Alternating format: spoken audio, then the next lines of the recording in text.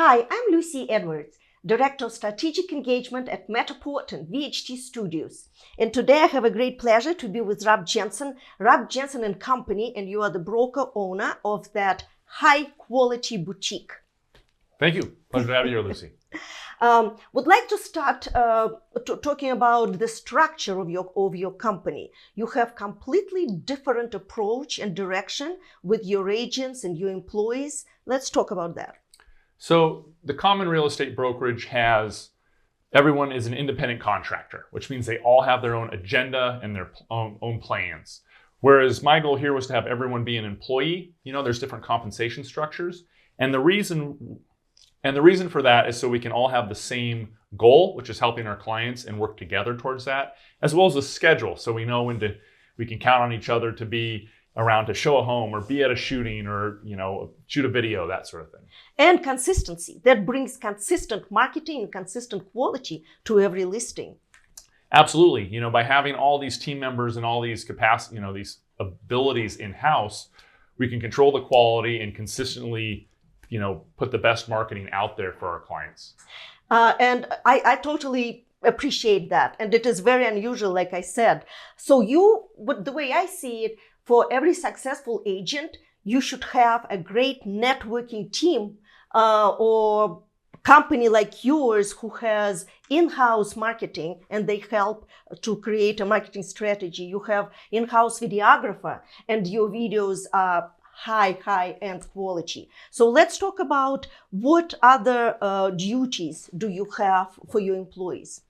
Got it. So I believe that investing heavily into our marketing pays off. It just does. And I see there's just a lot of opportunity that other agents don't take advantage of, both from, professional photography, day and night, to videos, to professional copywriting. We have all these in-house marketing campaigns. And then of course our Matterport tours as well are a big part of that. So everybody everybody specializes with a dedicated role, from, marketing to videos, to showings, to negotiating, to admin. So everyone does a great job. And we all work together to get our clients the results they want. So I understand that you are really embracing the technology and you are leading your agents in the right direction for them to understand and appreciate it and utilize it, actually. You mentioned that with copywriting, for example, you are sometimes using ChatGPT, but you don't really use it to write the copy. You just take some bits and pieces from it, and that's part of your approach to utilize the technology? So it's funny because I've seen articles out there where it's like, oh, real estate agents use AI to write your property descriptions. But that's, of course, ridiculous because this AI doesn't know, or ChatGPT doesn't know what's inside the house and what kind of stone and your views, et cetera. But what's helpful with ChatGPT or Bard, which is by Google, is we look at it as a thinking partner, to help work on different headlines for marketing copy or our email blasts, or perhaps, the communities that we service and focus on, doing additional research for those communities to help build this content. So just always looking to see how we can incorporate new tools with our marketing to help get better results. And also talking about the technology, and I'm very happy and proud to be part of Matterport and the state-of-the-art technology company and the digital twin that we have created. It's amazing for just about every single listing. And you are fond of it. You really enjoy the product and that service. You even have your own camera. Please explain why and how you benefit from 3D tour.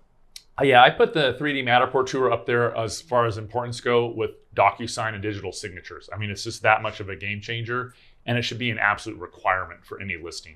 Because first of all, the great thing about the internet is we can market these properties not only locally, but nationally and globally. So buyers are looking online at real estate, every country, all the time. People love real estate now with it so accessible with the internet, it's there.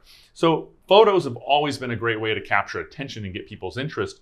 But the next step is give them the whole house tour, inside and out of every corner. And that's what the Matterport does so beautifully, is it gives them control so they can go where they want and they can look at what they want. And then what we do is we also generate floor plans. And from the floor plans, we put those both in our listing online, but then in the brochures that we make at the for the property, we print them out and we have hard copies in the brochure with the rooms labeled and the measurements, and people just love it. It really helps them visualize where their furniture is going to go, just the whole layout. So I just think it's the best. Yeah, it's a psychological marketing tool, in my opinion. The buyer can go home and they can think about it, and they can discuss it. Like you said, you have the measurements. You have beautiful brochure, and you still use digital, not just digital print, but actual print, which I think it's good. Sometimes it's good to go back to the basics and include print material, because people do still like to read books, not just online articles. They still like to hold brochures, and I think it's a great plus, in my opinion. Oh, once again, it's my job to market and sell these homes, and we're in competition with other homes for sale. So if a buyer's in town and they're looking at 10 homes, they're going to kind of start to forget which one was which, and they all kind of run together, where this is a great opportunity for us to stand out because we've got this nice brochure showcasing some of the photography. We've got the property description, highlighting amenities, the specs on the HOA dues and how deep is the swimming pool, and then of course the floor plan. So now they're on the flight back home. They've got something to look at, to think through, where everybody else has nothing, or maybe just a flimsy piece of paper with some photos that are 1 inch by 1 inch. And of course, look, if they really love the other home better, then so be it. But at the end of the day, this helps our listings really stand out. What about social media? And I understand you even have a person who is in charge of social media, and that's all she's doing. Which platforms you are using? What do you like best? And do you put your videos on your social media as well? Absolutely. So as far as social media goes, we've used Facebook, Instagram, TikTok, and other sites that we use online as well would be LinkedIn and YouTube. And those are all great platforms because, once again, they allow us to just reach, locally, nationally, and globally. And there's ways we run select campaigns on those individually. So you got to first make great content, which we do with our video marketing and whatnot of the properties, then also things about the communities and real estate advice and negotiating tips. And then we just put that out there to select audiences, and it's helpful. I mean, it's great. I mean, video is such a huge part of marketing these days that it's crazy that people don't embrace it more. I really like your YouTube channel, and Thank you. My compliments to you with all the likes and the visits, and it's just really you have very good statistics there. So your team is doing a wonderful job. That's for sure. Thank you. What would you say the real estate agent in today's environment, in your market, let's say, how do they embrace the technology? Do you feel like your competition is up to par and also very competitive with using the current technology, with the Matterport, the video, greatly involved in social media? For most part, I see some of them doing certain things well, but none of them doing them all as comprehensively as we are.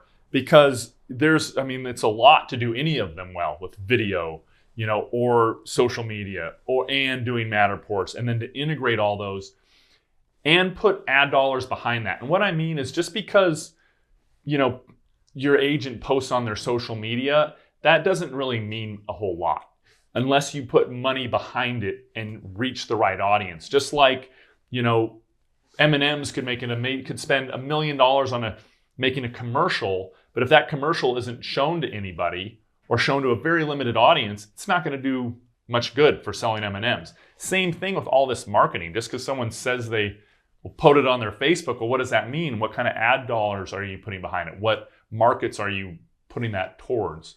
So I just see people doing things, but I definitely can tell that it's not done properly or well. Well. Right. Yeah, as good as it could be. And last question, marketing strategy for every listing. It is very important for me because I was always in marketing almost all my life.